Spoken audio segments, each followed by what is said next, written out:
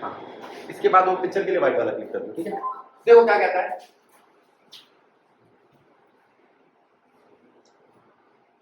Classification of element. अगर मैं element का क्लासिफिकेशन करता हूं तो क्या क्या चीज आती है, जल्दी बताओ। पहले आप किसी एलिमेंट को ले लो। अब आपने कहा भैया इस एलिमेंट की ना दो प्रॉपर्टी होती है, फिजिकल और एक केमिकल।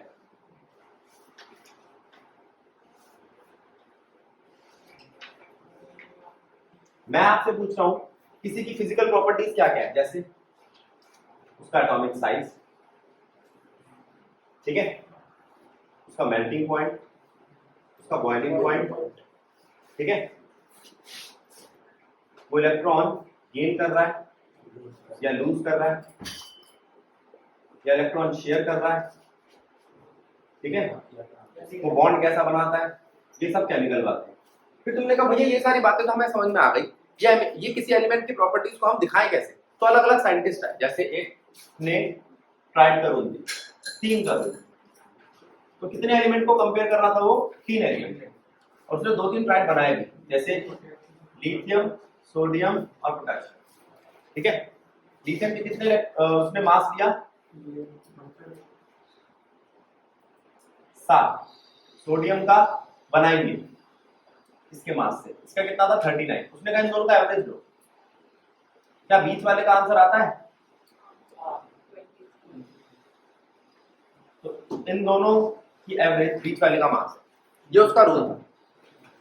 अब आपको ये पूछा जाएगा कि क्या ये तरीका ठीक था। एक तो ये पूछेगा कि ट्राइड का रूल क्या था। ट्राइड का रूल ये था कि अगर मैं 3 एलिमेंट्स को अरेंज करता हूँ एक रो में, तो उसमें पहले और तीसरे के मास की एवरेज दूसरे के इक्वल होनी चाहिए, पहली बात। दूसरी बात, जब मैं इस तरीके के ट्राइड बनाता हूं तो वो कितने सारे ट्राइड बन गए। अगर मान लो आज के एलिमेंट देखो 120 एलिमेंट है, तो 40 ट्राइड बन गए, ठीक है। वो सही है गलत है, गलत, क्योंकि 40 ऐसे 40 रो बनाना, तो उससे फायदा क्या हुआ, तो नुकसान हो गया। हम क्या चाह रहे थे, इनका क्लासिफिकेशन करना, इसका क्लासिफिकेशन तो बहुत लंबा पड़ गया हमारे को, तो वो याद करना थोड़ा मुश्किल हो जाएगा, तो ये इजी नहीं था, इजी टू गो नहीं था, तो ये इसलिए बेकार था। दूसरा, 3 तो इसके ट्राइड जो थे बिल्कुल ठीक थे, एक इसके साथ, एक इसका अगला बेरिलियम वाला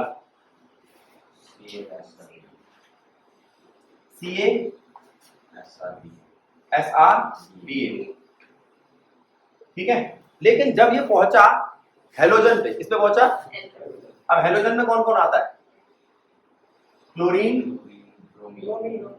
ब्रोमीन और एक फ्लोरीन भी आता है। फ्लोरीन का कितना मास है, 9। ब्रोमीन का कितना है, 81। 81 और 9 को जोड़ना कितना आता है, 90, और 2 से डिवाइड करो कितना आता है, लेकिन इसका 35.5 आया, ठीक है, गलत है। तो इसका मतलब ये हाइड्रोजन को नहीं समझा पाया, तो यहाँ क्या कमी आई, मतलब ये फेल हो गया रूल। तो इसके बाद एक और साइंटिस्ट आया, उसने कहा भैया 3 तो छोड़ो, मैं तो 8 लाइनें एक साथ लगा सकता हूँ और वो काम भी करेंगे।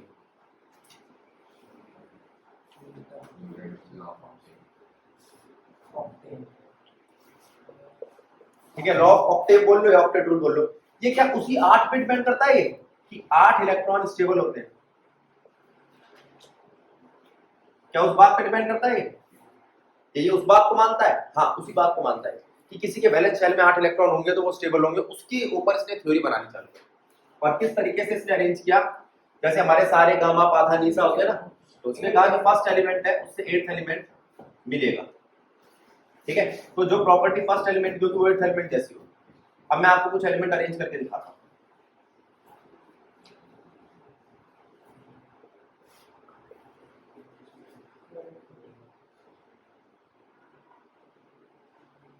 सात एलिमेंट ये, 8वां कौन है,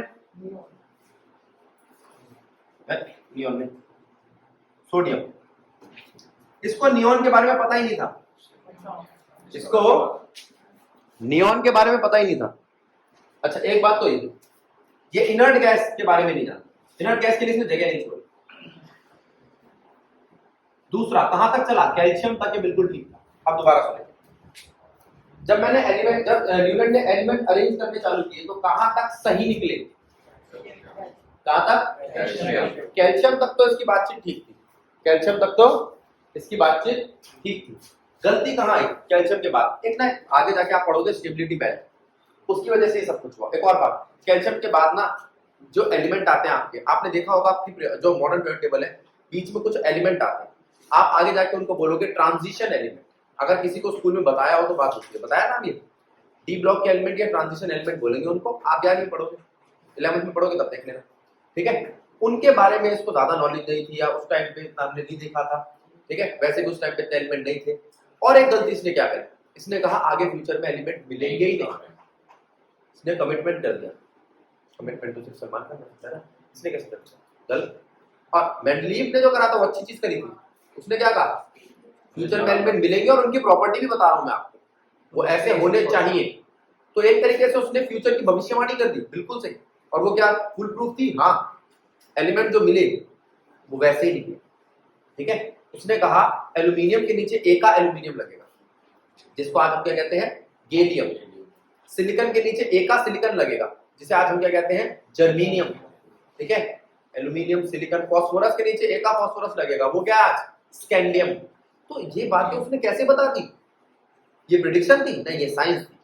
उसने अपनी टेबल सही बनाई थी, इसलिए उसे पता था इसके बाद क्या आना है। जैसे मैंने सुचित्रा को कहा, इसने कहा भैया मैंने ना एक सिस्टम बनाया, इसमें ऐसे ऐसे ऐसे एलिमेंट आने चाहिए। तो इसने कहा भैया मेरे को ऐसा लगता है आपने 122 बोले ना, 123 का एलिमेंट यहाँ आएगा और वो ऐसा होगा। आज से 10 साल बाद अगर वो 123 का एलिमेंट किसी ने डिस्कवर किया और उसकी वही प्रॉपर्टीज निकली, तो क्या इसकी थ्योरी ठीक थी? हाँ, तो इसकी सोच सही थी। ये ऐसे जैसे जमा घटा करके बता रही थी, बिल्कुल सही पॉइंट पे पहुंची है। इसलिए मेंडलीव ने कोई भविष्यवाणी नहीं की थी, उसने सिस्टमैटिक कैलकुलेशन की थी, वो कैलकुलेशन सारी सही है। उसने कहा सारे एलिमेंट मेटल्स होने चाहिए, क्यों? उसने अपनी पीरियोडिक टेबल में बताया था नीचे जाते हुए मेटलिक कैरेक्टर बढ़ता है वगैरह वगैरह। तो मेंडलीव की खासियत, उसने कहा कि फ्यूचर में एलिमेंट आएंगे, उसने उन फ्यूचर में आने वाले एलिमेंट्स की प्रॉपर्टीज, उसका क्लासिफिकेशन बहुत ज्यादा साफ सुथरा था, ठीक है। उसने सेम ग्रुप में उन एलिमेंट्स को रखा, एक ग्रुप में उस एलिमेंट को रखा जिनकी प्रॉपर्टी सेम है, और अलग ग्रुप को रखा जिनकी प्रॉपर्टीज अलग है। अब इसकी कमियां, इसने हाइड्रोजन को जगह नहीं दी। सबसे पहली कमी क्या बताओगे आप? इसने हाइड्रोजन को जगह नहीं दी। दूसरी बात, इसका जो लॉ था मास पे डिपेंड करता था। किस पे डिपेंड करता था? मास के हिसाब से सब आइसोटोप्स को अलग अलग पोजीशन मिलेगी, लेकिन इसने आइसोटोप्स को जगह नहीं दी। किसको जगह नहीं दी? कमियां सुनो, आइसोटोप्स को जगह नहीं दी, हाइड्रोजन को जगह नहीं दी, और इसने कुछ ऐसे एलिमेंट एक साथ रख दिए जिनकी प्रॉपर्टीज अलग थी, और ऐसे एलिमेंट दूर रख दिए जिनकी प्रॉपर्टी सेम थी। तीसरी गलती। चौथी गलती, जब ये अरेंज कर रहा था, इसका ऑर्डर था मास को अरेंज करना, लेकिन इसने आर्गन को पहले रखा। आर्गन का मास 40 था, पोटेशियम का 39 था, तो ये उसको बता नहीं पाया कि मैंने कम मास होने के बाद भी उसको अलग पहले क्यों रखा। ये अपनी बात गलत कर रहा है। इसका अगर कोई पूछे मेंडलीव का लॉ क्या था, तो फिजिकल और केमिकल प्रॉपर्टी एलिमेंट्स की पीरियोडिक फंक्शन होती है उनके मास के हिसाब से। किसके मास के साथ? किसके हिसाब से? एटॉमिक नंबर नहीं, एटॉमिक मास के हिसाब से। तो एटॉमिक मास जैसे जैसे बढ़ेगा उनकी फिजिकल और केमिकल प्रॉपर्टीज में चेंजेस आएंगे। ऐसा था इसका पीरियोडिक टेबल। इसके बाद कौन आया?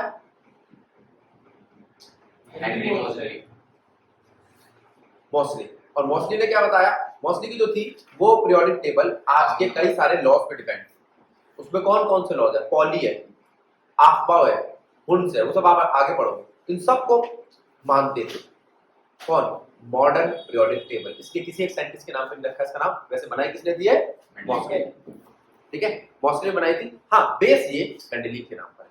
आज भी हम पीरियोडिक टेबल को पीरियोडिक टेबल क्यों बोलते हैं? क्योंकि मेंडलीव को ये हमने ट्रिब्यूट दिया है कि मेंडलीव ने जो बताया था आज उसी को हम फॉलो कर रहे हैं। क्या मेंडलीव के ग्रुप और जो ये सब थे हम उसी को कॉपी कर रहे हैं? हाँ, अभी मैं आपको बताऊंगा मेंडलीव ने क्या बताया था और हमारे मॉडर्न पीरियोडिक टेबल में क्या है। तो आप कहोगे हाँ भैया काफी सिमिलरिटी, ठीक है। अब बस एक फर्क है, वो उस मेंडलीव ने कहा था एटॉमिक मास और हम क्या कहते हैं? एटॉमिक नंबर, ठीक है। फोटो ले बेटा वाइट वाला, बस एक बार आगे।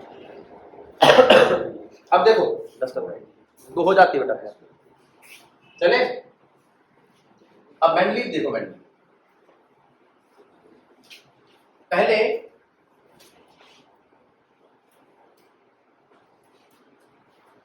मेंडलीव पीरियोडिक टेबल की बात करें। इसका प्रिंसिपल क्या है? Atomic mass. क्या है इसका प्रिंसिपल? और कोई बात? इसके मेरिट्स क्या है जो मैंने बताया? अब एक एक करके आप बताओ। फ्यूचर में आने वाले एलिमेंट्स के लिए जगह छोड़ी। दूसरी उनके प्रॉपर्टीज भी बताई। और जो एक जैसे एलिमेंट थे उनको एक ग्रुप में रखा, जो डिफरेंट एलिमेंट्स उनको अलग ग्रुप में रखा। और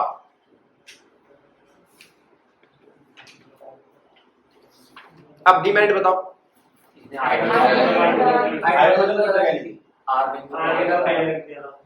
आर्गन को पहले रख दिया, मतलब गलत मास का ऑर्डर देखा। और अच्छा, एक प्रॉपर्टी और इसकी अच्छी मेरिट लिख सकते हो आप। उस जमाने में जिनका मास गलत था उसको ठीक कर दिया था। बेरिलियम का 13.5 कहा जाता था, बाद में पता चला 9 इसके ऑर्डर के साथ। जब इसका ऑर्डर पता चला ना तो उन्होंने कहा इसके हिसाब से तो आ नहीं रहा, बैठ नहीं रहा यहाँ पर, तो उन्होंने कहा इसका मास ही गलत होगा। फिर चेक किया तो मास सही में गलत निकला। ठीक है, अब कमियां क्या की थी? हाइड्रोजन को जगह दी, आइसोटोप्स को जगह नहीं दी, और आर्गन को आगे रख दिया, और सेम प्रॉपर्टीज वालों को अलग अलग ग्रुप में रख दिया और एक ग्रुप में रख दिया। तो मेरिट डिमेरिट हो गया इसके। एटॉमिक साइज हो गया इसका, एटॉमिक मास के साथ चलता है। और अब बात करते हैं हम इसके क्लासिफिकेशन की। क्या है इसका क्लासिफिकेशन? जरा ध्यान देना। ग्रुप और पीरियड। कोई तुमसे पूछे ग्रुप क्या है? ये कॉलम है। क्या है? और एक कॉलम के अंदर सब ग्रुप्स होते हैं। क्या होते हैं? सब ग्रुप्स। ए और बी की फॉर्म में, और एक में ए बी सी। बताऊंगा कैसे काम करें। पीरियड रोज है। क्या है? जिनको रोमन लेटर्स दिखाया गया, 1 2 7। किससे दिखाया गया? Roman letters. अब जरा ध्यान टेबल देखना।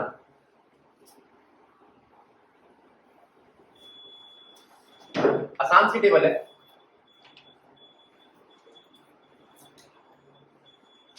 ग्रुप, पीरियड,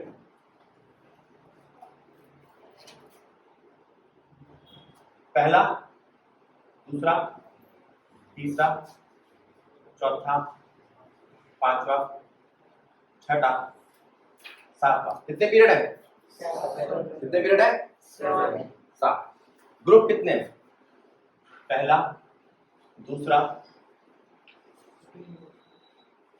तीसरा, चौथा, पांचवा, छठा, सातवां। हर ग्रुप में कितने हैं? 2 सब ग्रुप। कितने सब ग्रुप हैं? टोटल कितने में देखना। और 8 में 3 है। अब कितने हुए? 17। एक 0 भी बोला इसलिए, उसने बोला उसको इसके बारे में पता नहीं था, इनर्ट गैस आएंगी यहाँ पे। अब कितने ग्रुप हुए? 18। और आज की में भी 18 ग्रुप है। ठीक है, ग्रुप 0 आपको यहाँ बुक में नहीं दिखाई दे रहा है ना। ग्रुप 0 इसने अलग रखा था। ग्रुप 0 का मतलब इनर्ट गैस। इसने कभी नहीं कहा कि इनर्ट गैसेस नहीं आएंगी, इसने कहा इनर्ट गैसेस है, उसके लिए जगह छोड़ो। 0 का कोई सब ग्रुप नहीं है, इनर्ट गैसेस का कोई सब ग्रुप। अब आप एक बार टोटल ग्रुप देखो, ग्रुप सारे सब ग्रुप गिनो तो आपको लगेगा यहाँ पर 18 सब ग्रुप्स है। क्यों? 7 2 जा 14 और 3 14 और 3 17 और एक 1 हो गए 18। तो आज की मॉडर्न पीरियड टेबल बिल्कुल इसी पे बेस्ड है। पहले आप इसको देखो। ठीक है, जो 8 है इसने उसको क्या कहा? Transition series. आज हम इनको क्या कहते हैं? Transition elements. ठीक है, आयरन को बॉन्ड निकल, तीनों एक जैसी प्रॉपर्टी के एक साथ बैठा रखे इसने, कोई दिक्कत नहीं है।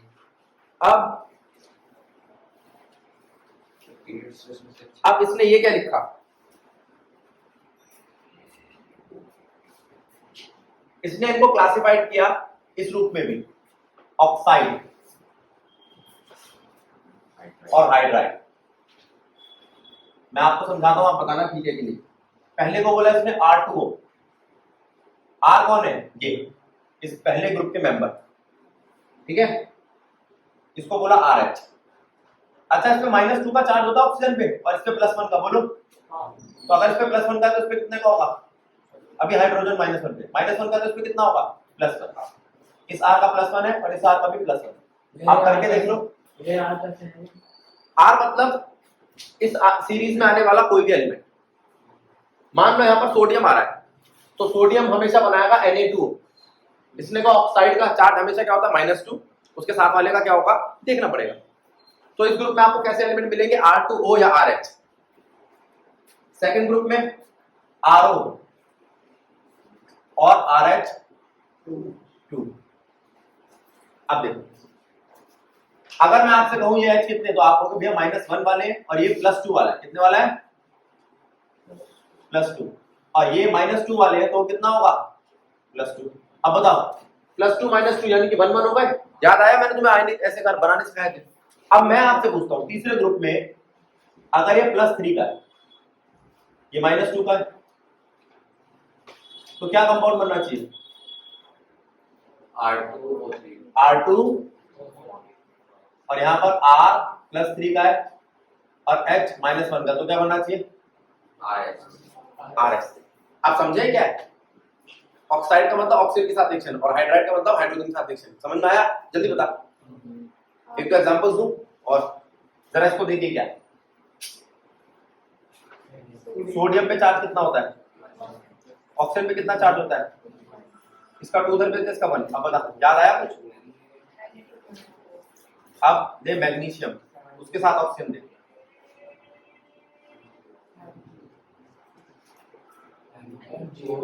एल्यूमिनियम ले, उसके साथ हाइड्रोजन दे,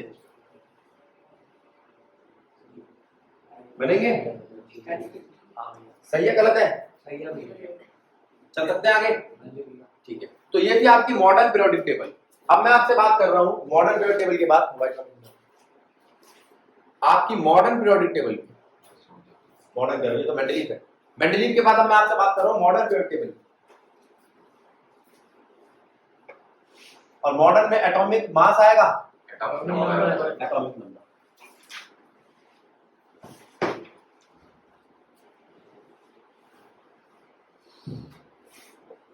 एटॉमिक नंबर के, अच्छा इसके मेरिट क्या है, ये तो बिल्कुल ही आसान याद करने में। क्यों, एटॉमिक नंबर क्या होता है, 1 2 3 4 5 6 7 8 ऐसे करके याद करना बड़ा आसान था। ये टेबल जो बनी थी बड़ी आसान थी। दूसरा, इसमें वो कमियां दूर कर दी गई जो मेंडलीव में थी, जैसे कोई भी ऐसा नहीं था जो गलत ऑर्डर में रखा हुआ, ठीक है। तीसरा, आइसोटोप की समस्या खत्म, क्योंकि जिसका एटॉमिक नंबर 1 है उसके अंदर सारे आइसोटोप्स आ जाएंगे सेम मास वाले। आइसोटोप्स का एटॉमिक नंबर अलग नहीं होता। हाइड्रोजन के 3 आइसोटोप्स हैं तो तीनों के तीनों एक ही घर में रहेंगे, H11 H12 H13, तीनों एक ही डब्बे में रहेंगे, ठीक है। अब इसकी कमियां क्या थी, ये हाइड्रोजन को जगह नहीं दे पाया। ये काफी लंबी टेबल थी, लॉन्ग फॉर्म टेबल भी नाम है इसका। मॉडर्न पीरियोडिक टेबल को हम क्या कहते हैं, long form periodic table. 18 group की एक लंबी टेबल, तो इसको लर्न करना है उस फॉर्म में थोड़ा सा मुश्किल है, ठीक है। एफ ब्लॉक को बाहर रखा गया, ये कमी है इसकी। एक 2 लाइनें ना इसके पूरी टेबल में से बाहर निकाल दी, इसे एफ ब्लॉक बोलते हैं। लेंथेनॉइड्स और एक्टिनॉइड्स को बाहर रखा गया, ठीक है।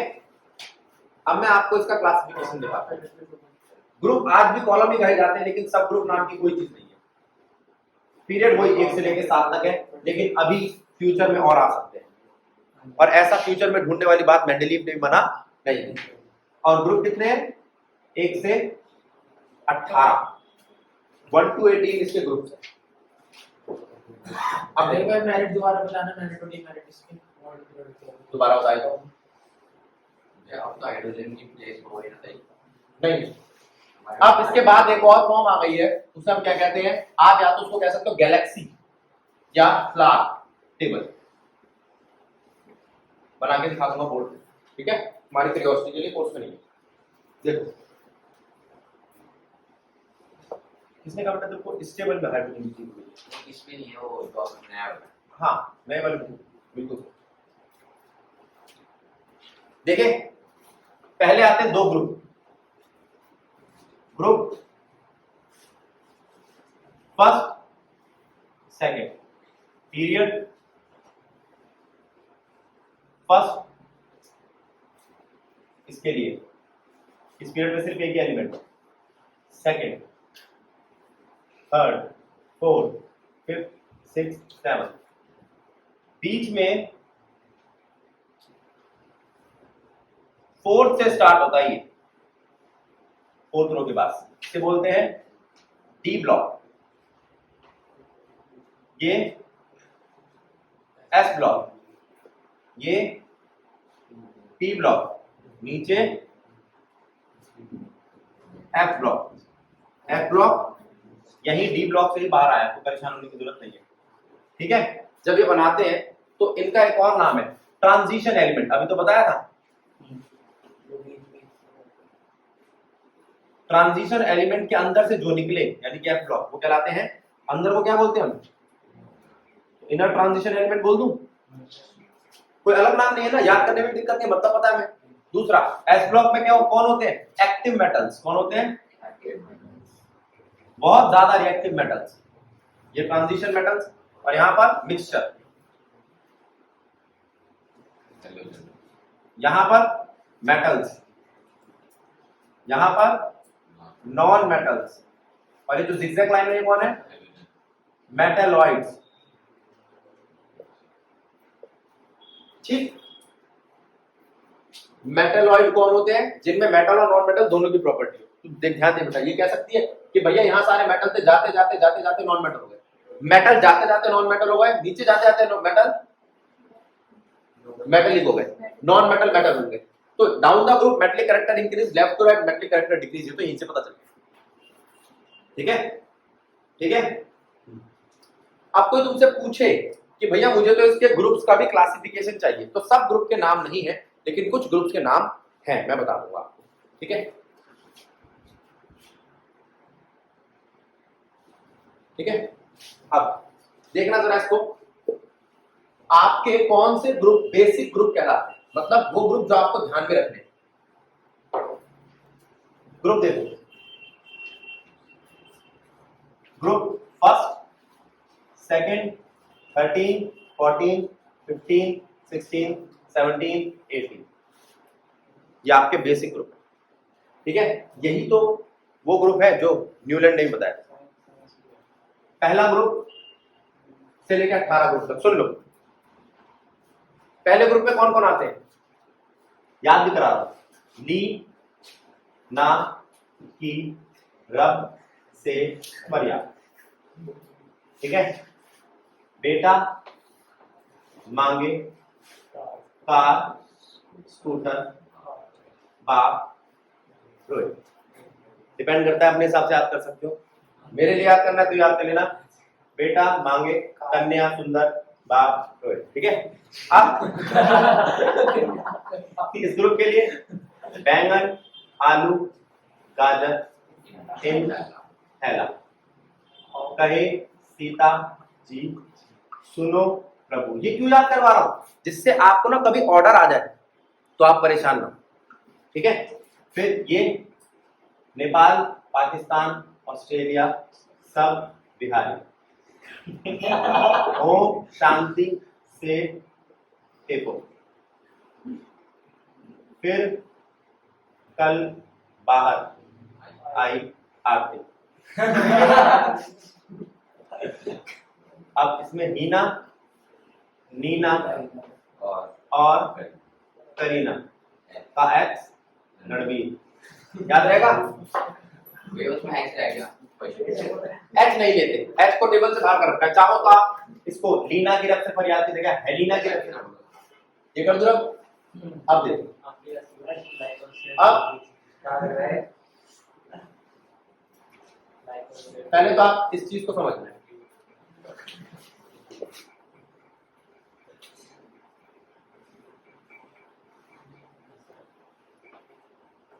इसके बाद ये टेबल हो गई, आप ग्रुप पता चल गए, पीरियड पता चल गए, कम से कम ग्रुप है। अब इसके बाद आपको 1 से लेकर 20 तक के एलिमेंट सीधे याद होने चाहिए। ठीक है, मैंने बोला भी था, साहिल ने बात की होगी, पूछता होगा। पहले 20 एलिमेंट याद है सबको। ठीक है, कोई बच्चा अब जिसमें भी जा रहा है तो सही से सुना, हाथ खड़ा करके। दिव्यांश मार्क्स नीचे कर, सुना धीरे धीरे सुनाइए कौन कौन है। Hydrogen, helium, lithium, beryllium, boron, carbon, nitrogen, oxygen, chlorine, neon, sodium, magnesium, aluminium, silicon, phosphorus, sulphur, chlorine, argon, potassium, calcium. Very good, बिल्कुल सही, ये याद हो गए। अभी तुम्हारी रिकॉर्डिंग में भी चले गए, 20 एलिमेंट है, आपको याद होने चाहिए, ठीक है।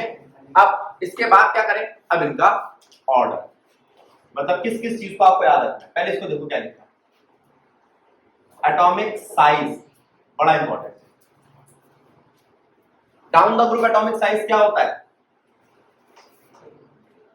इंक्रीज, क्यों देखते हैं, नीचे जाना जरा। ये पहला शेल था, ये दूसरा, ये तीसरा, ये चौथा। तो नंबर ऑफ शेल बढ़ रहे हैं नीचे आते हुए। डाउन द ग्रुप, ये लिख लो आप, down the group number of shells increase, number of shell ही बढ़ रहे हैं तो साइज तो बढ़ेगा। अब मैं तेरे से पूछूं बेटा, बोरोन, एल्यूमिनियम, बेरियम, इंडियम, तू कहेगी भैया नीचे जा रहे हो ना, इंक्रीज इंक्रीज इंक्रीज इंक्रीज खत्म कर। अगर इधर जाऊं तो left to right atomic size decrease, क्यों, due to increase in number of electron in same shell. अब बच्चे कहेंगे भैया पता नहीं क्या बोल रहे हैं, कुछ समझ नहीं आया। ये आपका न्यूक्लियस है, इसमें पॉजिटिव चीजें रहती है, हमेशा खींचता है नेगेटिव चीजों को।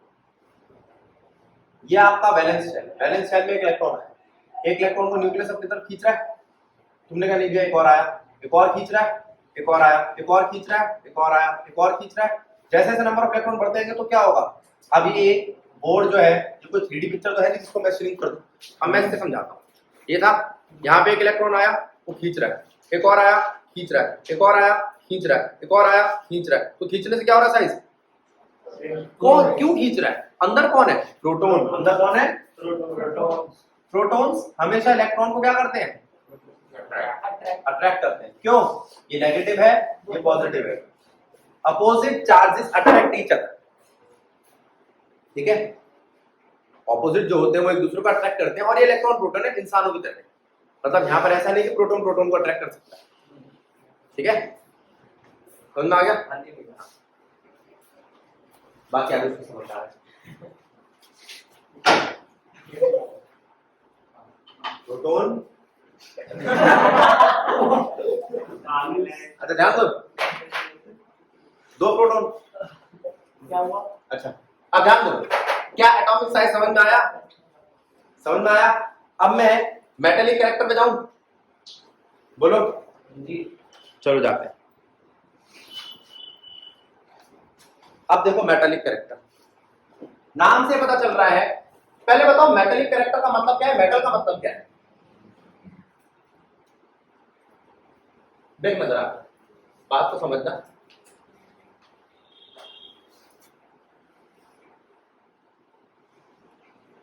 मेटल का मतलब जो अपना इलेक्ट्रॉन छोड़ दे, मेटेलिक कैरेक्टर जो इजीली इलेक्ट्रॉन छोड़ दे, मेटेलिक कैरेक्टर। जरा ध्यान दें, down the group metallic character increase, left to right metallic character decrease, क्यों, अच्छा भाई नीचे आते हुए ऐसा हो क्या रहा है, down the group atomic size increase करता है due to increase in atomic size. अब जरा देखना, ये एक न्यूक्लियस है छोटा सा, ये रहे इसके इलेक्ट्रॉन, छोटा है कि बड़ा है, डिस्टेंस कम है, न्यूक्लियस पकड़ के रखेगा, जाने देगा नहीं। अब बड़ा, ये न्यूक्लियस तो उतना ही रहता है, अब थोड़े इसके नंबर ऑफ शेल्स बढ़ गए, इलेक्ट्रॉन दूर हो गए वैलेंस, ये थोड़ी सी फ्रीडम मिल गई, न्यूक्लियस अब इतना सही है, नंबर ऑफ शेल बढ़ते गए, इलेक्ट्रॉन कहाँ है, बहुत दूर। अब बताओ इस न्यूक्लियस और इलेक्ट्रॉन में अट्रैक्शन होगी नहीं, इसके इलेक्ट्रॉन हम निकाल सकते हैं, इसके नहीं निकाल सकते, उसको तो बिल्कुल नहीं निकाल सकते। नीचे जाते हुए साइज बढ़ता है, साइज बढ़ता है तो बाहर वाले को इलेक्ट्रॉन को निकालना आसान हो जाता है, इसलिए नीचे आते हुए मेटेलिक कैरेक्टर बढ़ता है, क्योंकि मेटेलिक कैरेक्टर का मतलब इलेक्ट्रॉन का जाना। अभी जब हम इधर आए थे तो क्या हुआ था, साइज छोटा हुआ था, जैसे जैसे नंबर ऑफ इलेक्ट्रॉन्स बढ़ते हैं साइज छोटा होता है, और साइज छोटा होगा तो न्यूक्लियस से चिपक जाएंगे सारे इलेक्ट्रॉन, वो जाने देगा इलेक्ट्रॉन्स को नहीं, तो मेटेलिक कैरेक्टर कमजोर हो जाएगा। Metallic character decrease due to decrease in size of atom. अब बोलो बात ठीक है गलत है? तो मेटेलिक कैरेक्टर का कंसेप्ट समझ में आया? पक्का? वैलेंस इलेक्ट्रॉन या वैलेंस, वैलेंस इलेक्ट्रॉन या वैलेंस इलेक्ट्रॉन बताओ कितने होते हैं किसी भी ग्रुप में? जैसे वो 8 ग्रुप है, पहले ग्रुप में कितने होते हैं? पहला, दूसरा, 13वां, 14वां, 15वां, 16वां, 17वां। Valence electron 1 2 3 4 5 6 7। 18 ग्रुप की बात इसलिए नहीं की क्योंकि उसके पास 8 वैलेंस इलेक्ट्रॉन वो स्टेबल हो गया। ये 1 है दे देगा, 2 दे देगा, 3 दे देगा, 4 शेयर करेगा, 5 3 लेगा, 2 लेगा। वैलेंस इलेक्ट्रॉन और वैलेंसी ऐसे चलती है। तो आप कहोगे वैलेंसी इधर जाते हुए इंक्रीज करती है अप टू मिड। कब तक इंक्रीज करती है? फिर देन डिक्रीज, और नीचे जाते हुए इंक्रीज करती है, सेम रहती है। किसी एक ग्रुप की वैलेंसी हमेशा सेम रहेगी। तो अगर मैं आपसे पूछूं कि ग्रुप 1 की वैलेंसी कितनी है, तो आप कहोगे +1, ग्रुप 2 की +2। बीच के एलिमेंट की वैलेंसी आगे जाके ऑक्सीडेशन नंबर में कन्वर्ट होगी, वो सेम नहीं रहती। 13 ग्रुप की 3 4 -3 -2 -1 3। अब समझो, ये बात समझ में आई? बैलेंस समझ में आई? आगे बढ़ सकते हैं? चलो, बैलेंसी के बाद बारी आती है किस चीज की?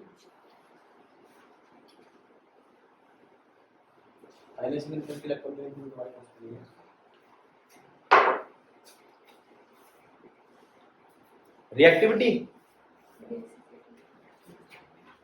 इसी करेक्टर रिएक्टिविटी की बात करते हैं। देखो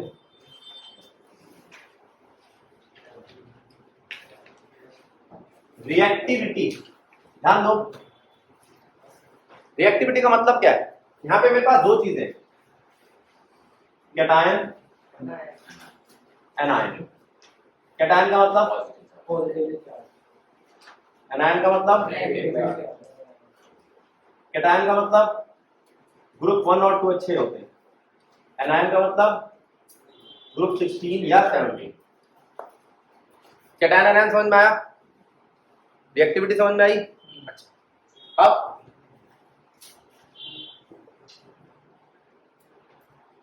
कैटायन के लिए देखो क्या लिखा हूं, जितना साइज बड़ा होगा उतना इलेक्ट्रॉन लूज करना इजी होगा। जितना साइज बड़ा होगा उतना आसानी से इलेक्ट्रॉन लूज करेगा, उतना अच्छा कैटायन होगा, उतना ही अच्छा कैटायन होगा। कैटायन कौन सा अच्छा है? जो साइज में बड़ा है। तो down the group cationic character या कैटायन की स्टेबिलिटी बढ़ती है तो अच्छी रिएक्टिविटी होती है। नीचे जाते वक्त एनायन में क्या होता है? जितना साइज बड़ा होगा उतना इलेक्ट्रॉन लूज करना इजी होगा। और क्या एनायन इलेक्ट्रॉन लूज करता है? नहीं, गेन। तो उतना ही खराब होगा एनायन। एनायन बेकार होगा, एनायन छोटा होना चाहिए, कैटायन बड़ा। तो रिएक्टिविटी की बात करते हैं। वैसे आगे जाके इसमें ना आयनिक कैरेक्टर की रिएक्टिविटी की बात कर रहे हैं। जब आगे जाओगे आप तो आपको कैटायन उसकी भी बात करेगा, कोवैलेंसी। ग्रुप 1 और 2 किस नाम से लिखे हैं? वैलेंसी। हाँ देख, अब देखो ये आपकी पीरियोडिक टेबल है, ग्रुप 1 ग्रुप 2। कोई जैसे पूछे इनकी रिएक्टिविटी कैसे चलती है? रिएक्टिविटी ग्रुप 1 और 2 की रिएक्टिविटी नीचे जाते हुए अच्छी है, इंक्रीज करती है। फिर वही due to increase in size, increase in size of cation. Cation का जितना साइज बड़ा उतना अच्छी बात है, क्योंकि वो आसानी से इलेक्ट्रॉन छोड़ेगा। बात ठीक है गलत है जल्दी बता, डाउट है तो बोल। फिर से शक्ल 12 की वजह भूख लग रही है। ग्रुप 16 और 17 देखना, इसमें क्या दिक्कत है? नीचे जाते हुए साइज इंक्रीज करता है तो बेकार होगा, डिक्रीज, यानी activity decrease due to increase in size of anion. Anion का साइज बढ़ना और कैटायन का साइज बढ़ना बिल्कुल उल्टी रिएक्टिविटी दिखा। लेफ्ट टू राइट क्या होगा? जब आप यहां से यहां जाते हो तो ये बहुत रिएक्टिव होते हैं, तो रिएक्टिविटी डिक्रीज करती है। कब तक? मिड तक, up to mid, then increase. मतलब अगर मैं आपसे बोलूं यहां पर ग्रुप 1 2 13 14 15 16 17 18, तो 1 से लेकर 14 तक क्या करेगी? डिक्रीज। क्यों? ये बहुत अच्छे इलेक्ट्रॉन लूज करने वाले हैं, ये बहुत अच्छे इलेक्ट्रॉन गेन करने वाले, फिर इंक्रीज करने लगे। तो पहले क्या करेगी? एक्टिविटी डिक्रीज और फिर इंक्रीज। कब तक डिक्रीज करी? 14 ग्रुप तक। 14 ग्रुप के बाद इंक्रीज करने लगे। गलत बात है क्या? कंसेप्ट ना समझ में आई एक्टिविटी? वाइट वाला ठीक है। अब आगे बढ़ते हैं। अब देखो ये कह रहा है कि भैया एनायन ज्यादा रिएक्टिव होगा कैटायन? अरे दोनों होंगे। जितना कैटायन का साइज बढ़ता जाएगा कैटायन की रिएक्टिविटी बढ़ेगी, जितना एनायन का साइज बढ़ता जाएगा एनायन की रिएक्टिविटी घटेगी। तो छोटा एनायन बड़ा कैटायन स्टेबल और ज्यादा रिएक्टिव। ठीक है, समझ में आया रिएक्टिविटी? चलो एक तो ये बात हुई। फिर ये बेसिसिटी और एसिडिक कैरेक्टर की बात कर रही है।